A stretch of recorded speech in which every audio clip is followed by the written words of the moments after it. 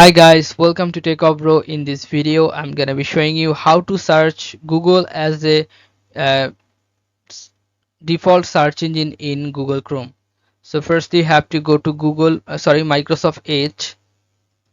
Open Microsoft Edge from your computer, then click on dot icon which is top right corner. This one, you can see the cursor, right? Click on this and go to settings. This one, settings.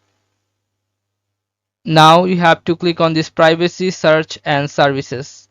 Click on this privacy search and services, then scroll down and you'll find here under services option.